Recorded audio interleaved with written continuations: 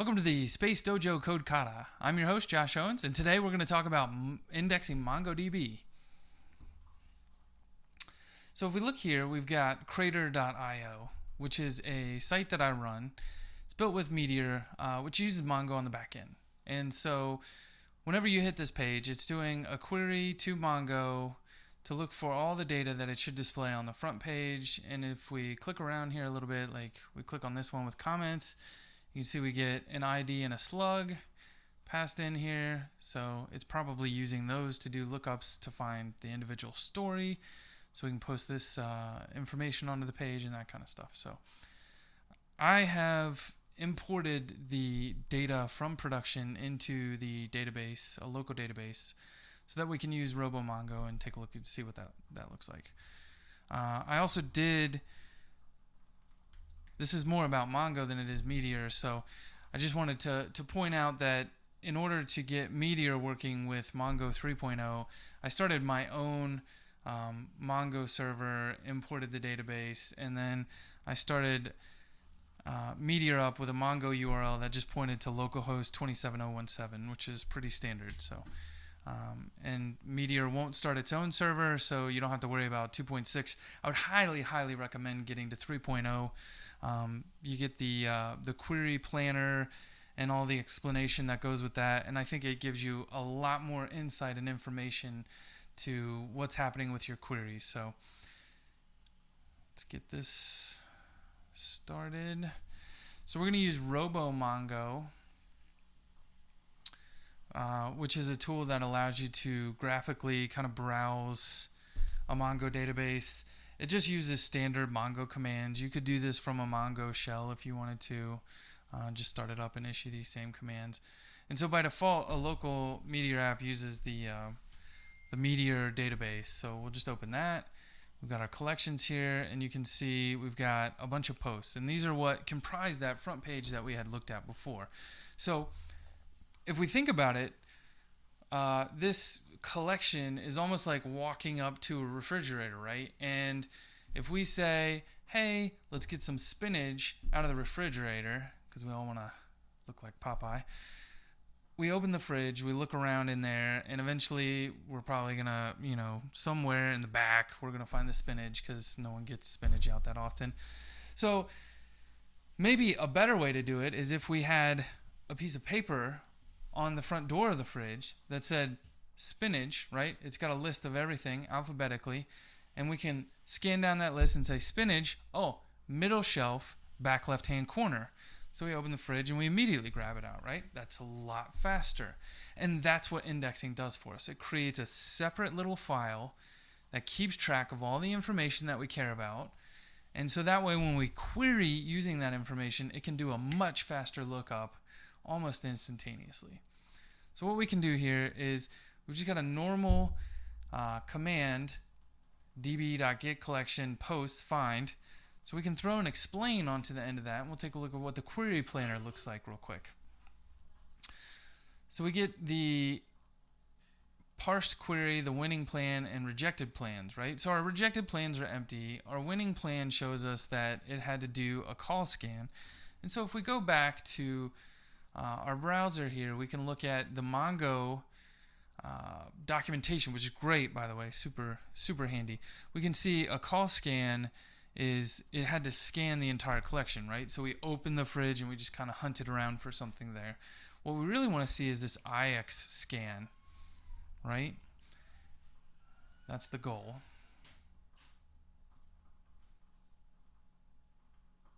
And you can see the winning plan even had to do a filter. It wasn't really, I don't even know what it was filtering on. I think because we weren't doing anything here, it ends up having to run a regular, like a filter query. And so we get different stages as well, which we'll get into. I'll show you what that kind of looks like. Yeah, so let's maybe do a scan for an ID and see what that looks like. And it doesn't even have to be real data, right? We can just say 1, 2, 3. And we can see it did an ID hack. right? And I don't even think that's covered in the ID hack. Yeah, they don't even list it here.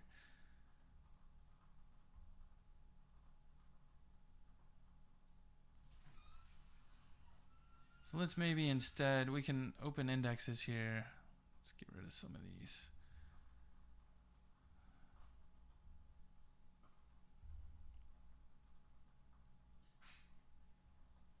So let's instead do a find for status 2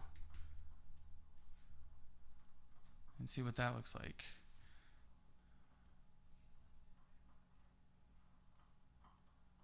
And so I have an index on status, and so we're using Telescope behind the scenes, and status, a post status just denotes where it is. So status 2 means that it's been published at this point. So we can see that we had an input stage here, and it did an IX scan, and that's exactly what we want to find, right? We have an index, it was able to use that index, and it returned some information based on that index. We can see we didn't even have any rejected plans here. And so if we look into our execution stats, we can see that I happen to know we have 2548 documents in here, so we returned 2547. We left one out because it was likely in a different status number.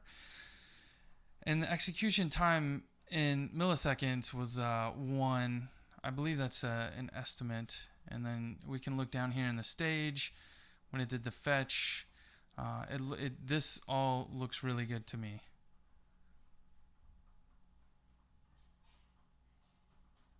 Yeah. So let's get rid of that.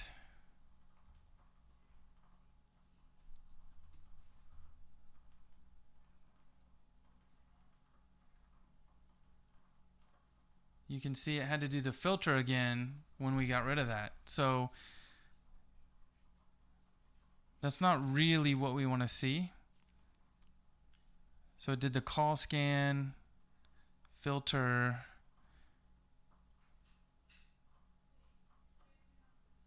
and we can see according to the works, it had to do maybe a little bit more than it should have. Specifies the number of work units performed by the query execution stage. Query execution divides into small work units. A work unit might consist of examining a single index key, fetching a document from the collection, applying a projection to a single document, or doing a piece of internal bookkeeping. So anytime it's doing an action, it's gonna add on to that. So if we go back, let's get our index back in there. So we can just call create index, right? And so this is changed a little bit. If you were used to Mongo 2, you had an ensure index that's been deprecated. Now we have a create index, and we can give it different options. I would highly recommend going to read that MongoDB page if you need to do that kind of thing. And so we can just do status 1, and that's going to tell it create the index. We want to make sure the status is in that index. And so we run this, and then we get inserted one record, and now when we open up the indexes folder here, you see we get that status 1 back. Let's run this again. And we can see it's not much, but you can tell that we actually did 2 pieces less of work by having that index there, right? So a lot of the work being done is fetching the data, but we were able to cut down on 2 additional pieces of work by having that index there. So this is a move in the right direction, correct? So now let's maybe scale it down. Let's think about what an additional production query might look like. And so since we're using Meteor, I've got Kadira installed in the production app. We can look at our pub subs, and so I can pull up my response time. We can see what the slow ones are. Let's look at this post list. Maybe click here. we can filter down and see we're getting status to posted at less than blah, blah, blah. And then we also have some sort stuff going on as well. So let's start with the selectors, and then we'll start adding in some sort stuff as well, because that changes how we build our indexes as well. So status to posted at with a timestamp.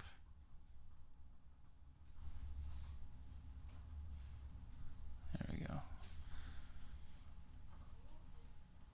So now when we look at the winning plan, we can see that, let me pull up the execution stage too.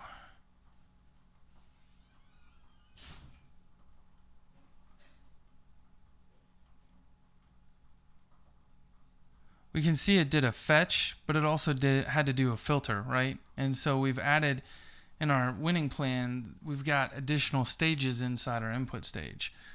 So we got an input stage here, which it did do a scan, right, an index scan, but then it also had to filter by the posted at. So that's not really what we want to see. And so again, you can see the works is at 2548, and we returned 0 objects, right? So it had to do quite a bit of work there for us to return 0 objects.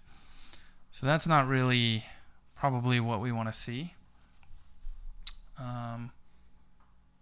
So let's see if we can tweak and use a multi-key index. And all you have to do is just keep adding them on, right? So we can say posted at 1, and we'll insert that index. We can see it's been added.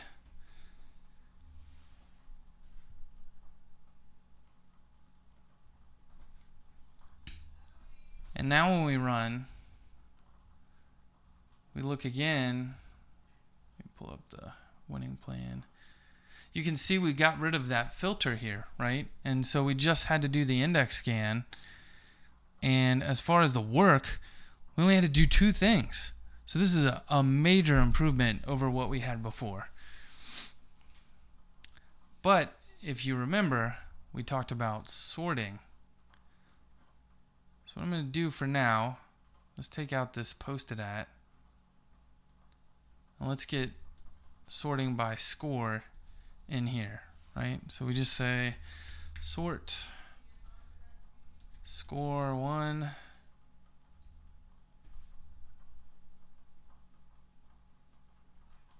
And so again, when we look at this winning plan, you can see we've got this sort pattern on here. And in reality, what's happening, you can see we start to get new pieces of the execution stage here where it's talking about memory usage and memory limit. Whoa, that's probably bad, right? Because what's happening is it's able to, let's see, it's able to use the index to pull the information out. Let's pull up this input stage. Yeah, so it does the index scan. And then it does the fetch stage, and then it passes all that up, and then you have to do a sort on that. So we've gotten the data out, and everything looks good, but then now the data is in memory, and now Mongo has to sort it all in memory, and that's not really what we want to see. So that's kind of bad. Mongo can be much more efficient if we just get a multi-key going on, and we want to make sure we put that key, the sort keys, last in the order that they're being listed, right? So if you remember, we looked in Kadira and we had a multiple sort kind of algorithm going on. They should be left to right in order in your index, and that is super important, and we'll see more of that in just a minute. So we add that index.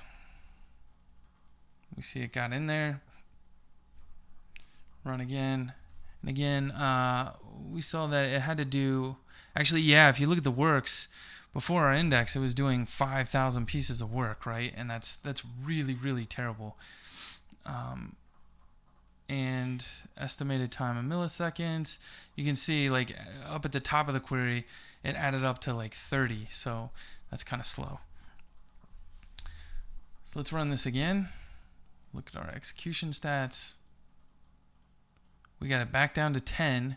you can see our pieces of work is back down to 2548. So we basically fetched all the records and then sorted them.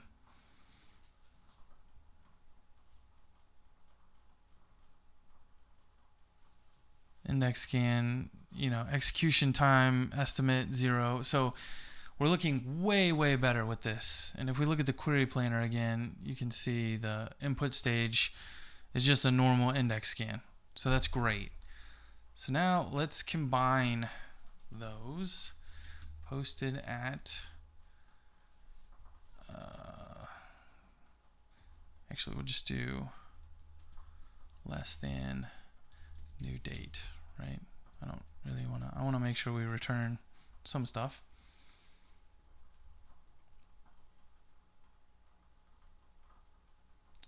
Actually, I don't know. We'll just take this one. I kind of like seeing how much work it has to do to get nothing out of the database.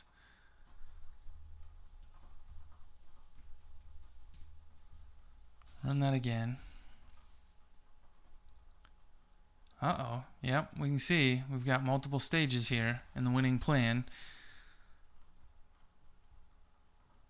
So the input stage did a scan and fetch, and then we had to sort by the score. So let's see what our execution stats kind of look like here too.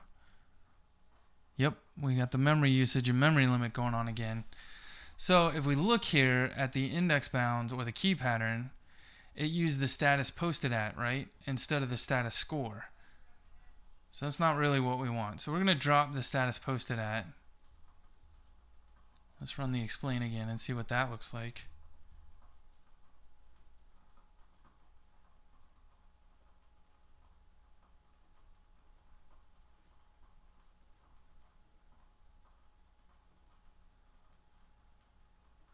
It's looking a little better.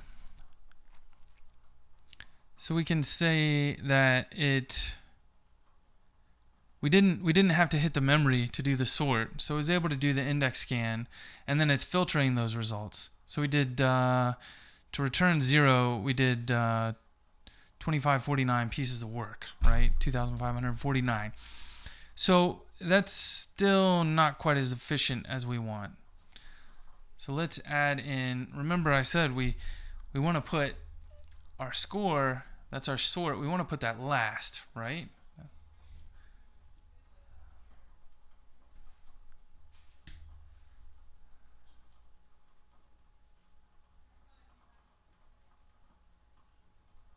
Uh-oh. Still doing a sort pattern. That's not quite what we want to see. Wonder why that is.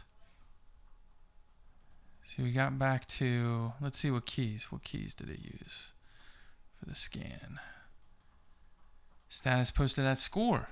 It used the one we would expect it to use. But why are we sorting? Indeed. I'll tell you why. Let's drop this index. And this is a tricky thing. This is a thing that actually caught me off guard. That's really why I wanted to do this code kata, in case anyone else runs into this. I'm going to add this to my blog post too about indexing. And so what we need to do is anytime we're using a $, less than, greater than, $in, anything that could maybe match multiple values, you need to put that one right at the back of the index, right?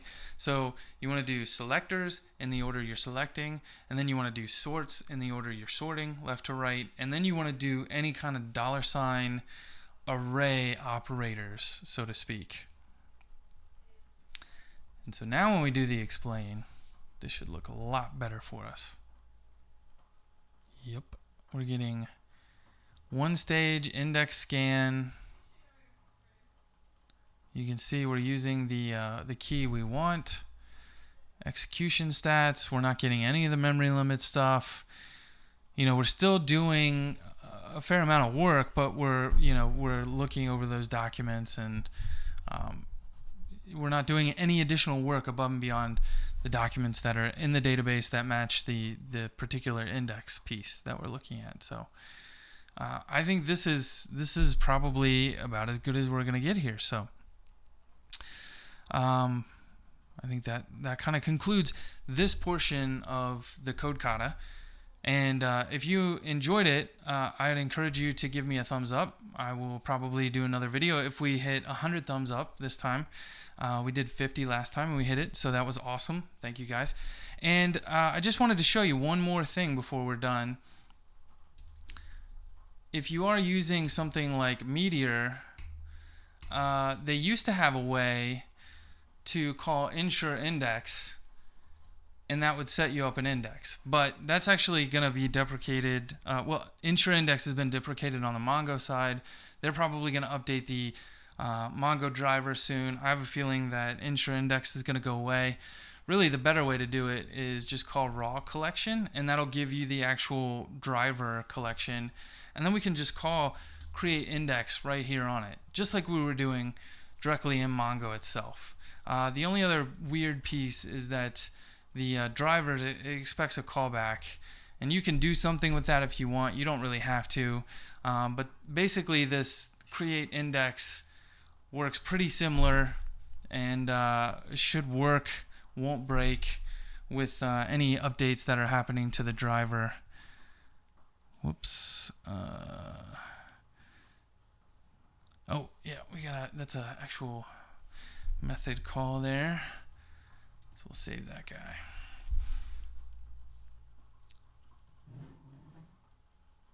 And again, if you're using create index, I would advise you to go look at the docs. I think they're super great. Just go over here, create index. Takes a minute. And you can see we just give it some keys, and then we can give it some options. And you can do like background true, so it'll build. It won't block any database activities. It'll just build in the background. We can say that a query is unique, and so you could have, let's say you've got a users table. Meteor already does this for you, but you have a users table, and you only ever want one user to have one email address. So you could set a unique index on the email field, and that would ensure that you never get duplicate emails coming in. So there we go. Thank you for watching, and as always, give me a like or a thumbs up or a share, and once we hit 100 likes, I will give this a try. And if you do enjoy this kind of material, you can also go support me on Patreon. That's patreon.com/Meteor Club. And $10 a month will get you into the Slack chat room, where we have a bunch of great people that are always willing to help you as you're on your JavaScript journey. So thanks for watching, and tune in next time. This video has been a Spacedojo production. You can click the Learn More button to find out more about us at spacedojo.com. Or you can click the subscribe button to get notified about new videos we put out each week. Thanks for watching.